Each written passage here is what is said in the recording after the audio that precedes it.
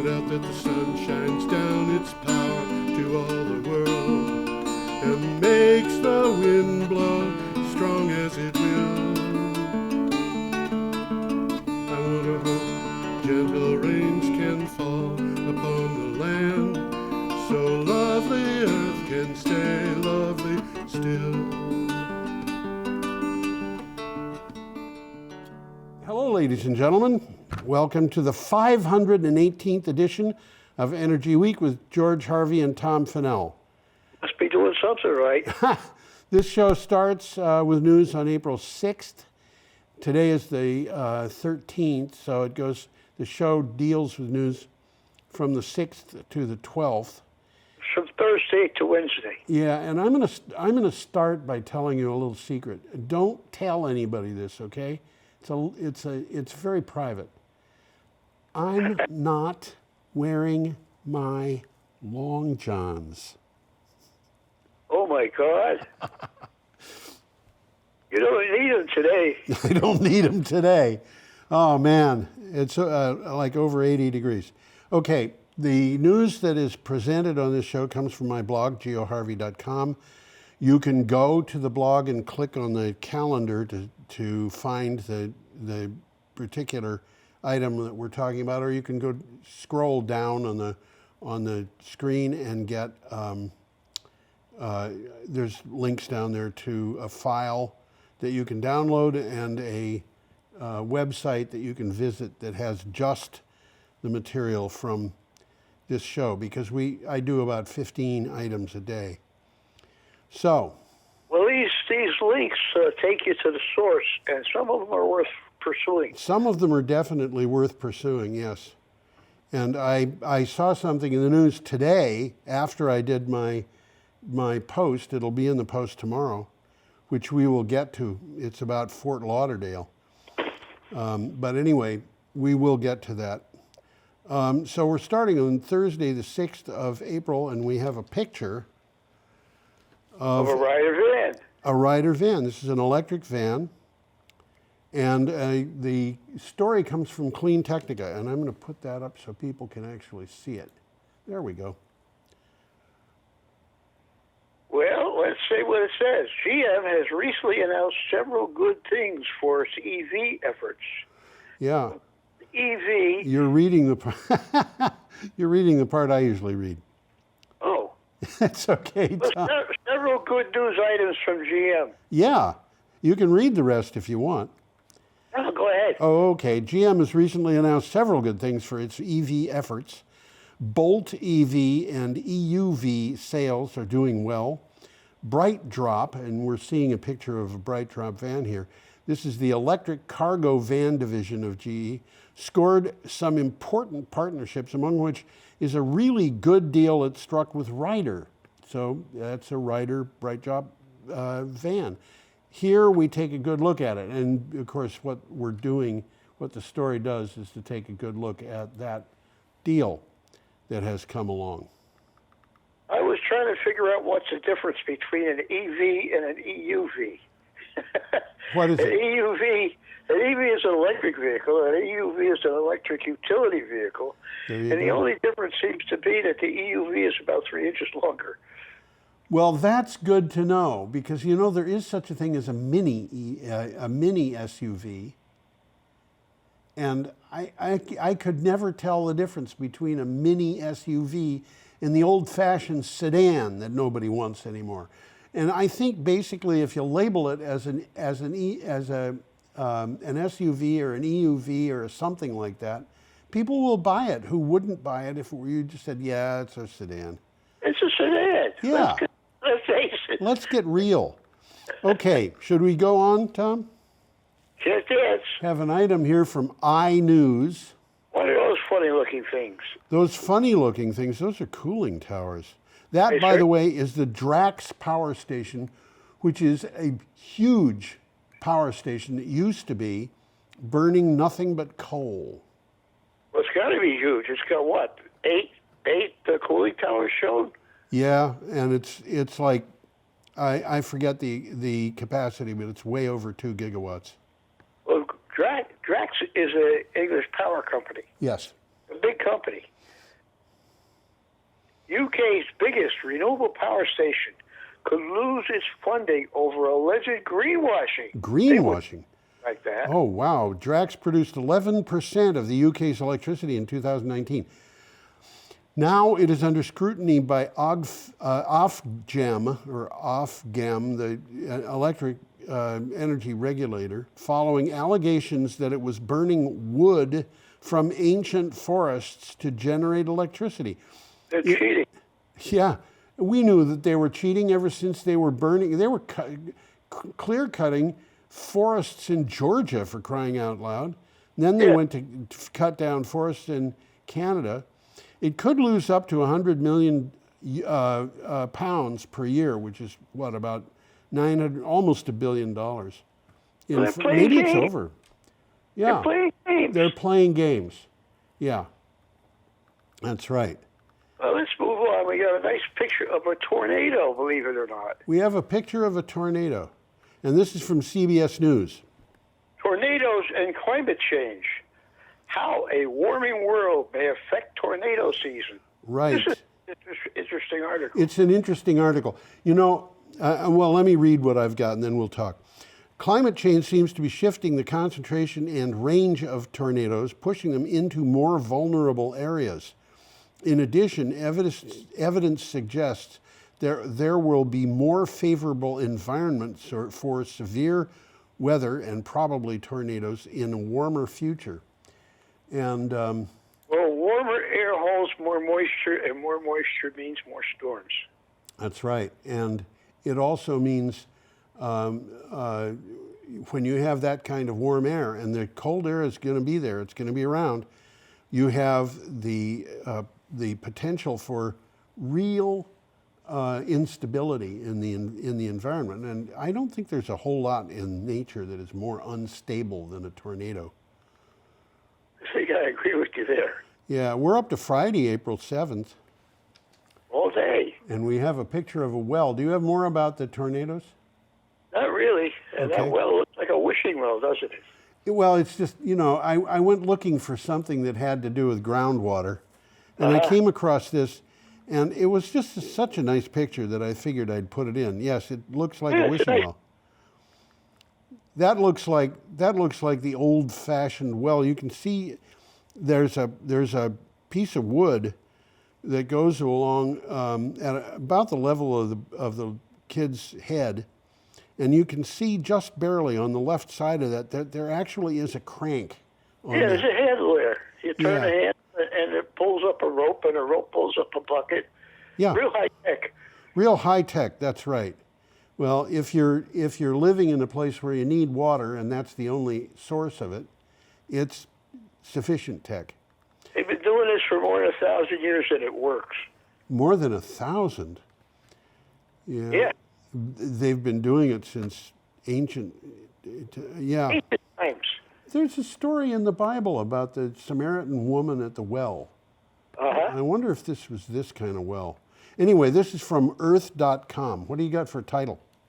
Underground water could be a great source of renewable energy. Yeah, a study published in the journal Applied Energy shows that the use of underground water to store thermal energy could reduce natural gas and electricity consumption by 40%. That is 40% in the United States heating and cooling sector. Aquifer thermal energy storage is being studied around the world. And that just makes enormous sense. Oh, absolutely. Yeah. The water that's underground tends to be at a temperature that is regulated by the earth itself.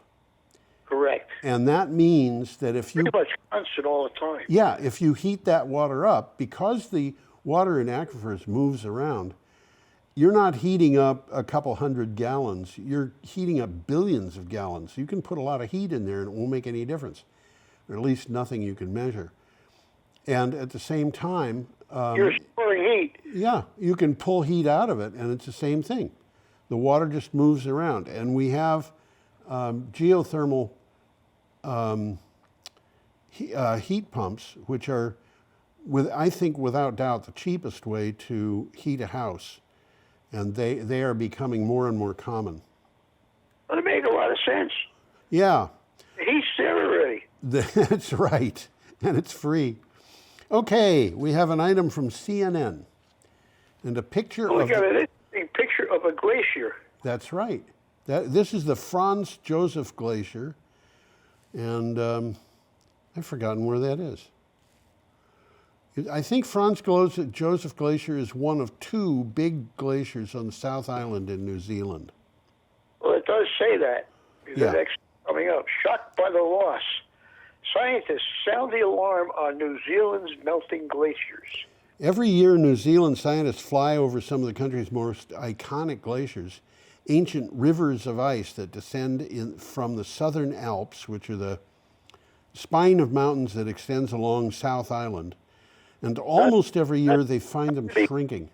Not to be confused with the Northern Alps. Yeah, which are in Switzerland, Austria, Italy, France. These are in New Zealand. This one is in New Zealand, and it's a different mountain range than the one that's in Europe. And a glacier, by the way, is a glacier by virtue of the fact that from internal pressure of its own weight, it flows very slowly. And Yes. when it doesn't have enough pressure to flow, it is no longer considered a glacier. Glacier anymore, huh? Yeah. So that's That's it. how a glacier can stop being a glacier. Just for anybody who's interested. More on that? There will be a test on this. I don't think so. Okay, we have an item from Clean Technica. And what do we have for a title? This picture of a Dodge Ram. Oh, yeah, let me put the picture up so people can see it. There we go. Dodge Ram. Rev electric pickup truck will feature a 229 kilowatt hour battery at a 500-mile range. Is that long enough range for you? That's a significant range. Yeah. You could drive to Washington, D.C. without a charge. Dodge Ram REV electric pickup truck is to come in 2025. Its specs are truly astounding. It will be available with two batteries. One is a 168 kilowatt hour battery with a range estimated to be 350 miles, which is more than I drive in 5 years. The other is rated at 229 kilowatt hours with an estimated range of 500 miles. And by the way, I don't drive at all, so. That's significant. 500 miles is significant. It's significant range, yeah. If I were to have such a vehicle and be driving, I could drive to visit my son who lives just west of Kenosha. And I would be able to get there with one charge at the beginning and one in the middle. Yeah. And I would not drive that distance in one shot anyway, so I'd drive until I stopped at a place to rest where the truck could get charged, and in the morning, you know, just keep going. Keep going. Yeah. More? I think we ought to move on. We will move on to Saturday, April 8th. And we have a picture of a beaver pond. Looks like a beaver pond. You can even see a beaver. Where is the beaver? Right in the middle, almost in the middle. I think that's a beaver. The dark round thing? That's a dark oblong thing. No, I think that's too small to be a beaver. I mean, too big to be a beaver. The dark round thing, which is kind of in the middle of the pond, is the beaver's, what do they call it, lodge. Oh, so this thing is much bigger than I gave it credit. Yeah. Uh-huh. And I actually went out on a pond that was frozen a number of years ago and found a beaver lodge, and the beaver lodge had been completely torn apart by some kind of animal that got into it and ate the beaver. Oh, what a shame.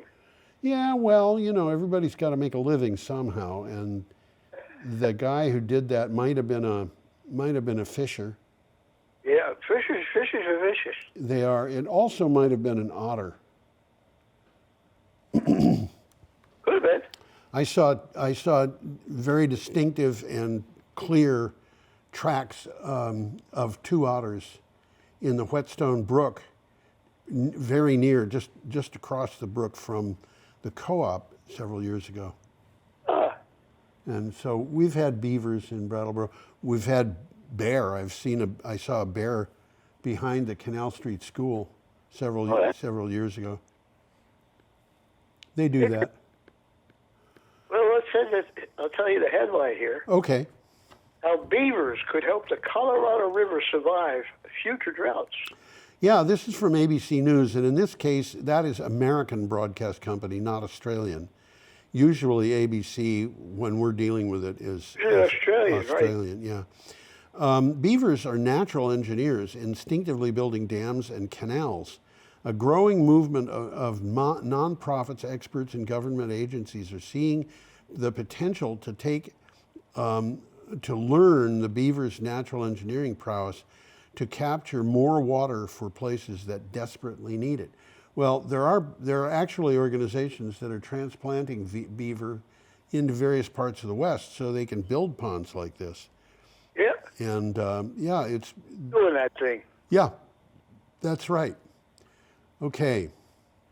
Oh, we got a picture here of something that looks amazingly like an airplane. Amazingly like an airplane. You think that is an airplane? Might be. It might be. Could have fooled me. Well, you certainly could have fooled me too. I don't see any strings coming out of the top, so I'm pretty sure that that's not some model hanging from somebody's. Well, let's see what it says. Oh, good idea.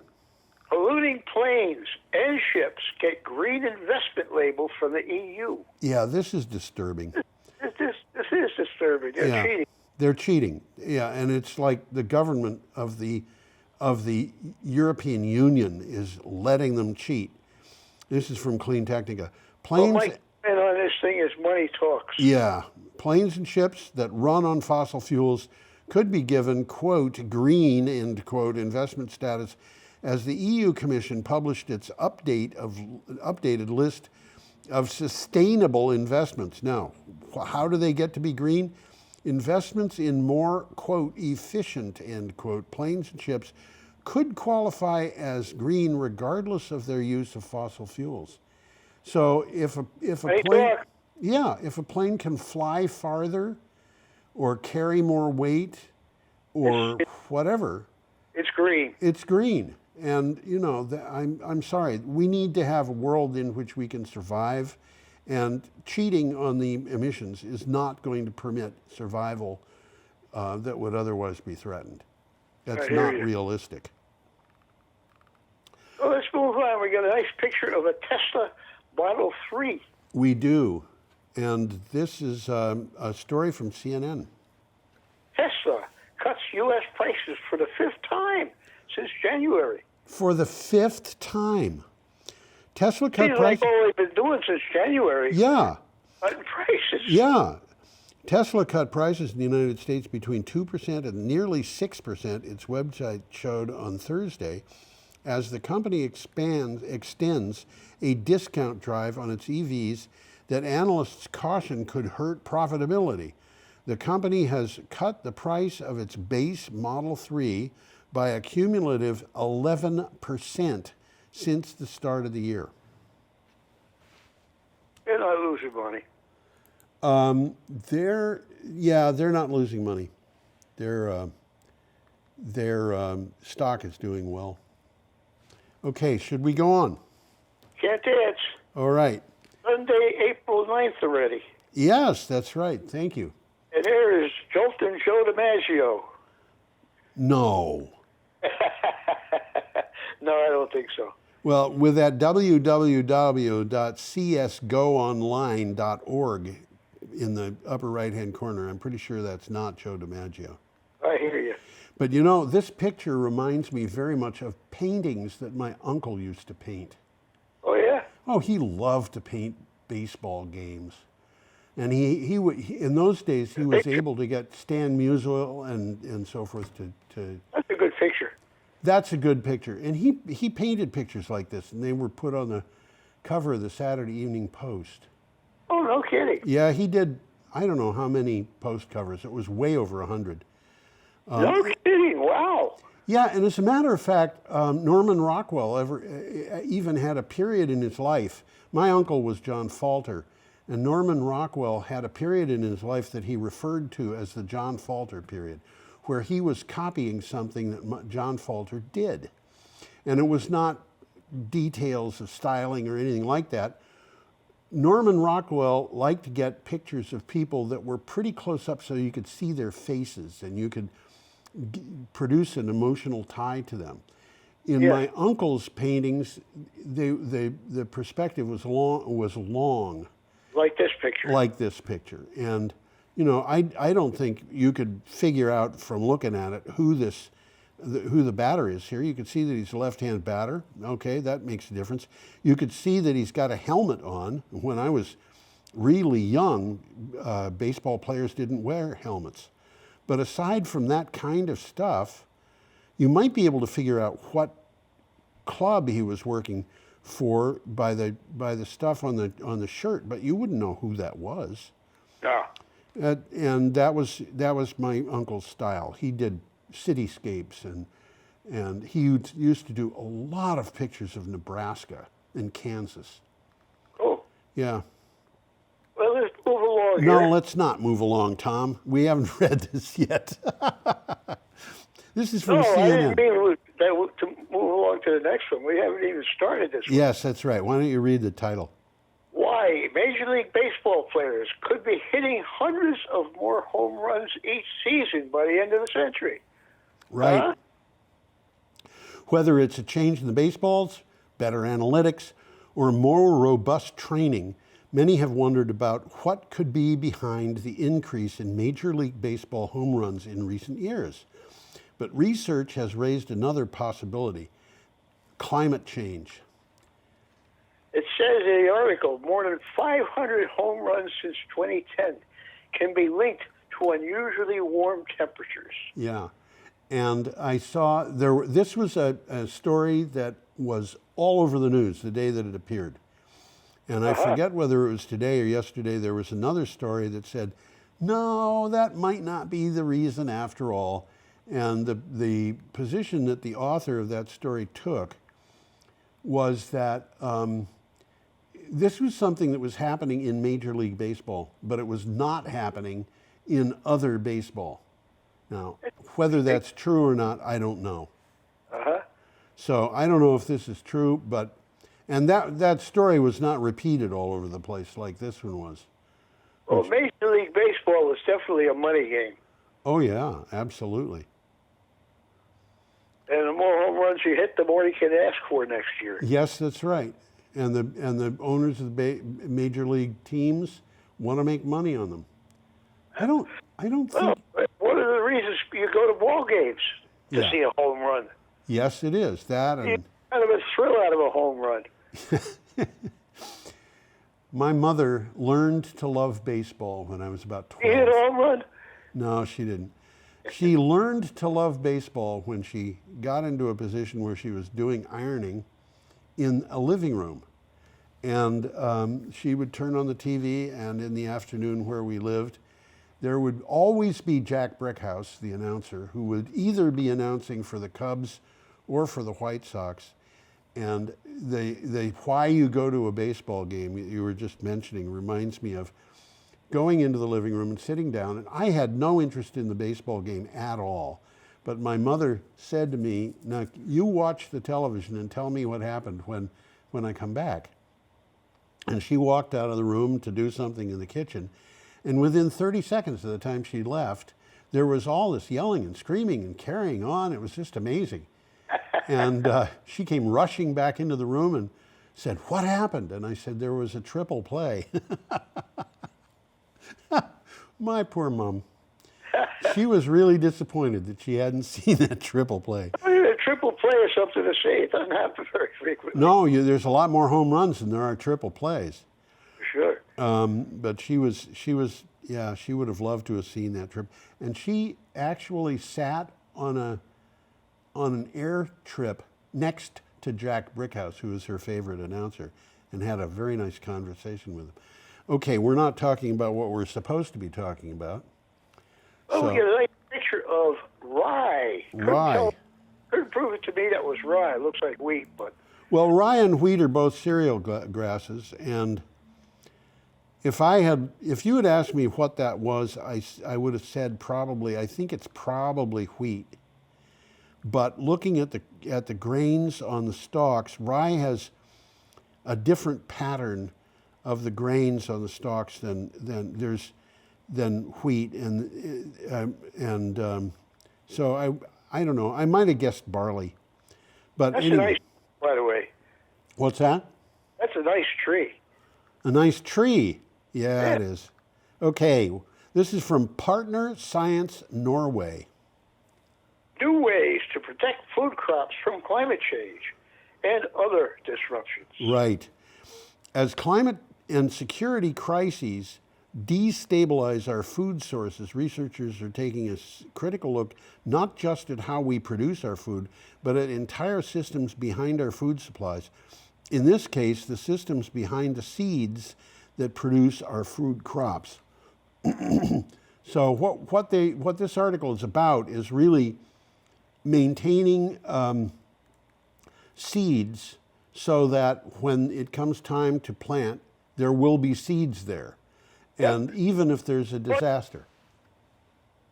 That's important. You tend to forget about it. It is. And you know, anybody watching this, I'm gonna recommend that you think about participate in gardening. And you don't need a garden plot to have a garden. You can put a garden in pots. Yeah. And in fact, the last thing I saw before I came to this show, the last thing I saw at home were pots that were out on the driveway because it's such a warm day today. And what I saw was tiny little fruit developing already. Already, huh? Well, these are from plants that I had indoors all winter, Oh, and okay. they started blooming. I actually mentioned before, I think, I had a funny smell start to develop in my kitchen about 5 weeks ago, and it got stronger and stronger. And at one point, it was really kind of all over my apartment, and it was the smell of blossoms on a blood orange tree that was sitting in my kitchen window. Oh, boy. Beautiful, beautiful smell, scent that is very similar to the scent of lemons. Now, I had 7 citrus trees in my apartment, and of the 7, I think quite possibly 6 of them were lime trees of various kinds, at least 3 species of lime trees. And the lime flowers that I have don't seem to have that much smell. But the point is, I'm growing blood oranges in a pot. Yeah. In my apartment in Vermont. Yeah. And we have blood oranges, we have Persian lime, macrut lime, which is grown for its leaves. We have Australian finger lime, which is a very rare lime plant. We have calamondins, which are wonderful, very small fruit, about the size of a ping pong ball or a large marble. You know, they look like oranges. They taste a bit like oranges. They're extremely tart, like kumquats. And you can make wonderful marmalade out of them, even if you don't like eating them, which I do. And we have, what else? 3 different cultivars of figs. You know, there's just, and this is all grown in Vermont. And we've had years where the fig crop was not all that good. We've had years where the fig crop was wonderful. It's not like you're growing them on acres. You're growing them a little. All of this is grown in pots. We have fruit trees like sour cherries and peaches and apples and crab apples. Those are all growing. We have a peach tree that's a volunteer, and it's prolific. And now people are growing pawpaws in Brattleboro, and they do pretty well. Okay, you can do that if you want to grow things, you can do it. I knew a woman in Germany who was growing tomatoes on her balcony. And anyway, there you have it. So we've read this, I'm gonna go on, okay? Read the title? I think I did. I think you did. I think I read the whole thing. I think you did. Yeah. Yeah, seeds. They were talking about storing seeds, and I'm just suggesting that people think about ways to provide their own food, which Well, let's could take a become. look at Storm Elliott. This is Winter Storm Elliott. That's right. Let me put Winter Storm Elliott up, and this is from Clean Technica. Gas generators get caught with their plants down. Yeah, what is a plant? It's a gas power plant. Gas power plant owners are facing performance penalties levied by the grid operator, PJM, which they are attacking for enforcing the rules. An added irony is that the penalties, over $1 billion, yeah, I can imagine that they're objecting to that, are meant to pay incentives to the plants that overperform their obligations, and the plants that are getting that include wind farms. The PJM stands for Pennsylvania. What is it? What's the J? Pennsylvania, something Maryland, and it's the. Is it New Jersey? Yeah, Pennsylvania, Jersey, Maryland. Yeah, and they forgot it's a large area of generating electricity. PJM Right. is the generators. Right. Well, there you go. Now we know as much as you do, Tom. Okay, let's continue our little trip. Okay. Well, I got to say that they get caught with their plants down. Yes. They got caught with their plants down. The plants were not producing, and as a result of that, they have to pay a lot of money. That's What? a pun. Yep. Okay, we have a story here from Clean Technica and a picture. Not Clean Technica. This story is from Oil Price, And that's Shanghai. and that is a picture of Shanghai. And when I see that picture, I think of what Shanghai looked like when it appeared in the American press in the 1950s, and it didn't look anything like that. No, that's quite a busy city. It's a busy city, and it's modern, and I've mentioned this before. When you and I were kids, the pictures that we saw of the Chinese people working were pictures of people with broad conical hats in rice paddies. Yeah. And they were desperately they poor. do anymore. Yeah, they were desperately poor. Nobody had any color involved in any clothing they wore. Okay, so what is your title for this? Tesla to build new megapack battery factory in China. In China. Tesla is planning to expand its business in China with a new battery factory to be built in Shanghai. The new factory is to produce 10,000 megapacks annually, with a total capacity the equivalent of 40 gigawatt hours. That's a lot. Those megapacks are the things that look like shipping containers. The batteries produced in Shanghai will be shipped all over the world. How about that? How about that? I wonder if any of them are going to come to the United States. I'm sure they will. They will if they've got a reason to ship them here. We happen to have a battery factory that makes these things in the United States now. I don't think it's big enough to take care of the need, though. Of the United States? Yeah. Not after the IRA was passed, the Inflation Reduction Act. There's just so much activity in the United States in renewables and battery technology. It's pretty crazy. Well, that's a good thing. Yeah, I think it is. Okay, our next item is about, this is from Clean Technica. Well, that's a picture of a BYD Quinn Plus. Yeah. And it's an electric vehicle. That's right. The 2023 BYD Kin Plus EV shows how far BEVs, that's battery electric vehicles, have come over the past decade. You just read that, didn't you? In some cases, battery EVs are priced lower than comparable internal combustion cars. Let's look at the world's largest auto market, which, by the way, happens to be China, on Those surprise me. What? Those surprise me. Happens to be a lot of people in China. Again, we're talking about a country that, everybody is in a rice paddy with a conical hat, Not anymore. Not anymore. This is a different country than it was 60 or 70 years ago. Focusing on one of the traditional leaders of the sedan market, the Toyota Corolla, and compare it with a similar battery electric vehicle sedan, the BYD Kin Plus EV. And what's happening here is battery electric vehicles are getting to a point where they are not just cheaper to own over their lifetimes, but cheaper to buy. And then, of course, they are the future. Let's face it. Yeah, and then you buy one of these things for less than a internal combustion car, and then, of course, all of a sudden, not only you've got lower costs buying it, you've got very low costs fueling it and maintaining it and so forth, and even the insurance is lower.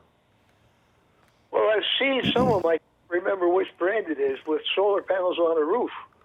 Yes. Every time the sun shines, it's regenerating its battery. Yes, that's right. Now, I'm sorry to say this, but I'm going to put that same picture back up so that we can see that the next picture is not the same picture. You can actually see that they are different. Here's the next picture. That's in a town. This picture is not. This picture is for the next story. That picture is for the last story. They're both red cars. They're both facing in the same direction. But this picture is a BYD, and that picture is a Tesla. How about that? How about that? So, what's that?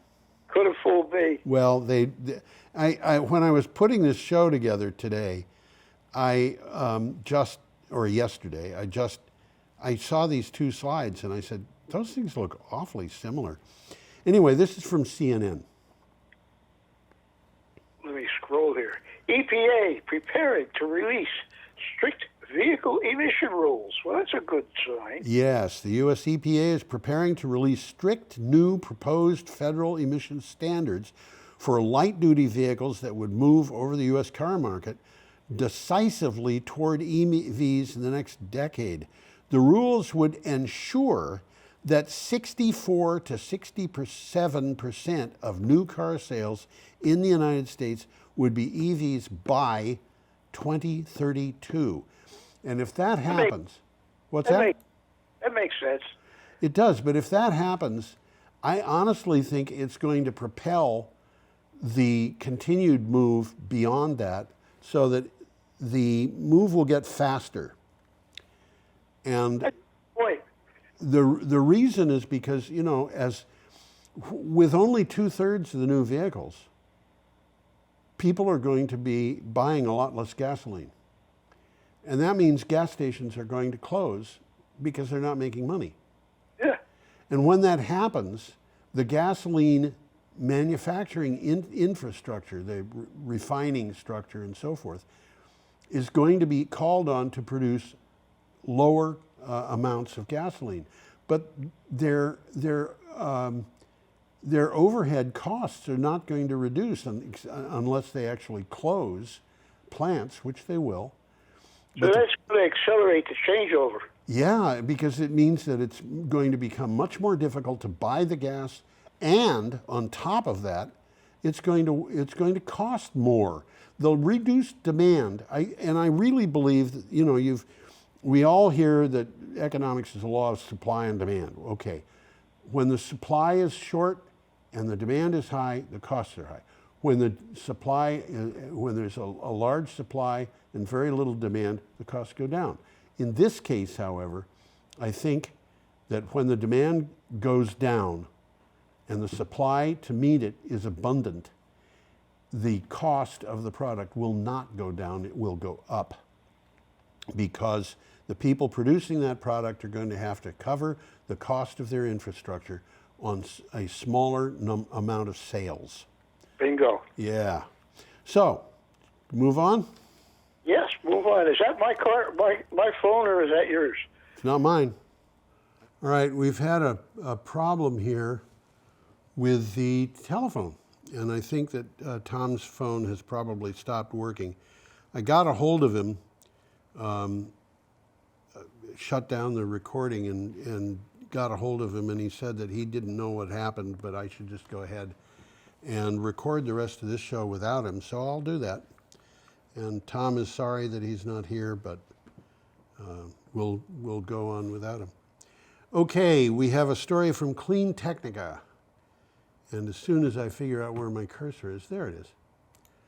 I can put up these the picture of PVs on trackers. The organization that supplied that, by the way, is Pixy, Pixy.org. And they have a lot of photographs that are public domain. And if you need a photograph for something, these are things that you can just use for whatever purpose. I always give them credit because I think they deserve credit, but it's not required. Anyway, this story is from Clean Technica, and it says 75 terawatts of world solar PV are needed by 2050. Action is needed now. The increasing acceptance of PV technology has prompted experts to suggest that about 75 terawatts, which is 75,000 gigawatts. Now, I'm going to quote Tom here. Gigawatts is bigawatts. 75,000 gigawatts or more of globally deployed PVs will be needed by 2050 to meet decarbonization goals. Time is of the essence. This is in quotes. Time is of the essence, end quote. A great effort is needed now. 75 gigawatts of 75 terawatts of solar energy is the equivalent. Let me put it this way: a gigawatt of solar power, a gigawatt of nuclear power is equivalent to about 4 gigawatts, maybe 5 of solar. So if we just call it 5, that means 75 terawatts of solar power is the equivalent of about 15 terawatts of nuclear power. And the reason is because the sun doesn't always shine. So the solar has a lower capacity factor than nuclear, which runs except when it doesn't. 75 terawatts is the equivalent of solar is the equivalent of about 15 terawatts of nuclear. 15 terawatts of nuclear is the equivalent of 15,000 big nuclear reactors. And that is about 30 times as much as we've ever put in, and it's got to be put in the next 30 years. We can do that with solar power. Solar power, if we are manufacturing the PVs, photovoltaic panels, takes very little time to put in. So it can be done. But it is something, this is a job that we need to start now. Okay, I'm going to go on to the next item here. We have a picture of the Prius, the next generation of the Toyota Prius. And this is from Clean Technica. Toyota is planning to add plug-in hybrids with over 200 kilometers of battery range. Toyota recently announced that it will expand its current lineup by releasing 10 new battery electric models by 2026. The plug-in hybrids, Toyota announced it is developing the next generation of plug-in hybrids with an all-electric driving range beyond 200 kilometers. 200 kilometers is 124 miles. Now, what this means for most people is that these cars are going to be probably useful for most people for 95% of their driving or more. And but they will be capable of driving great long distances if the demand is there. Okay, our next item is from NREL, which is the National Renewable Energy Laboratory. We have a picture of a village called Igiugig, which is a village in Alaska. I want to point out here, that village has an airfield for an airplane to land on. The village also has about 60 people living in it. So a village with 60 people has an airfield. And that really tells you how expensive it is to live in some of these vehicles, in some of these villages. But anyway, the title of this is An Alaskan Village's Journey Back to the Future. The largest oil field in the United States was discovered in northern Alaska in the 1960s. That brought fuel, gasoline-powered vehicles, and oil heating to Igiugig. I don't know how to pronounce that properly. But fuel costs, and so I'm sorry, have risen so much that residents struggle to avoid heat for their homes, and the schools are shuttered.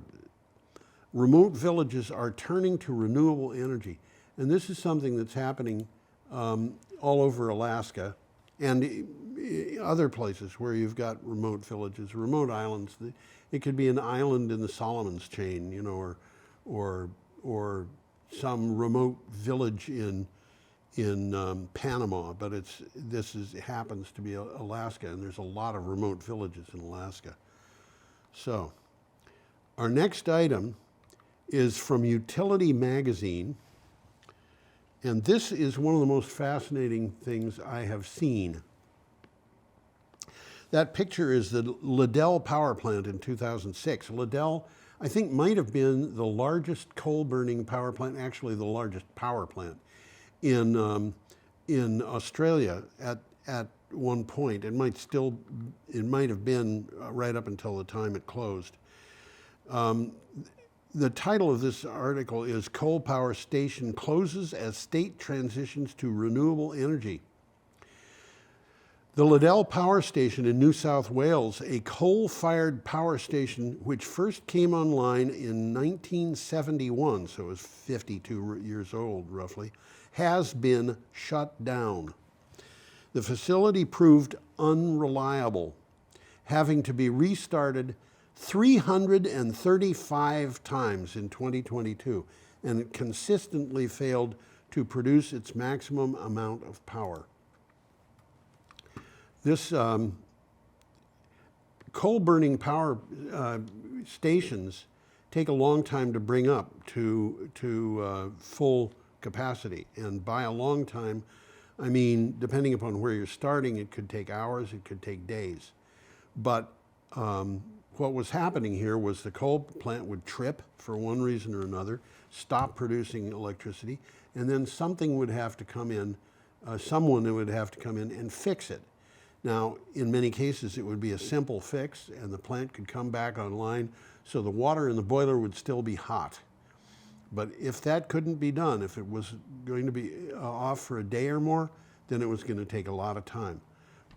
Looking at this, 335 times, that's almost one a day, and it ran, according to the story, somewhere between 800 and 1,200 megawatts most of the time, and that is approximately half of what it was designed to do.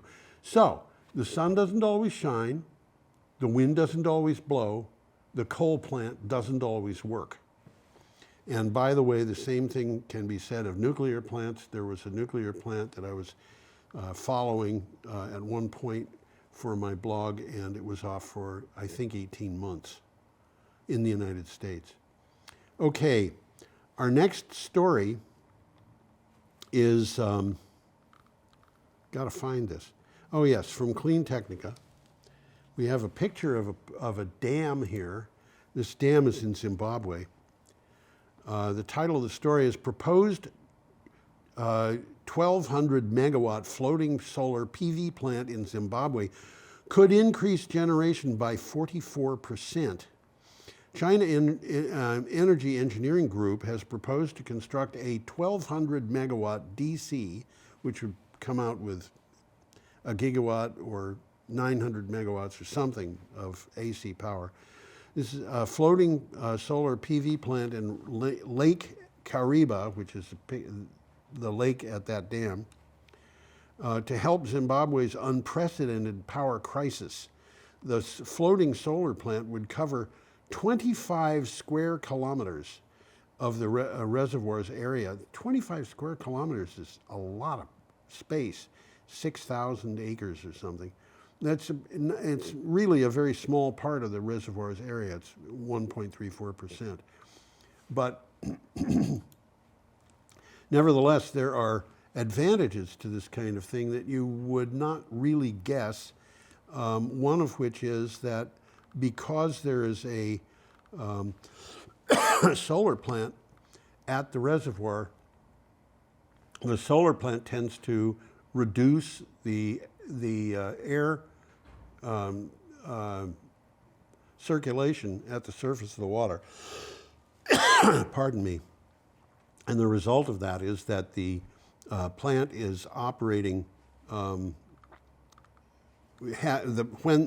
the reservoir has less evaporation, which means that the electrical component of that plant would be able to produce more electricity over time with the solar panels than without.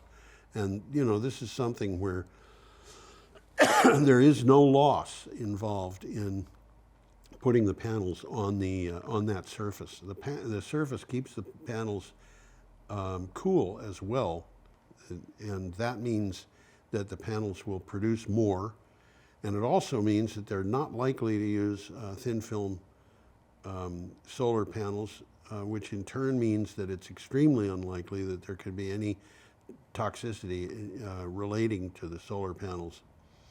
Okay, our final story for today.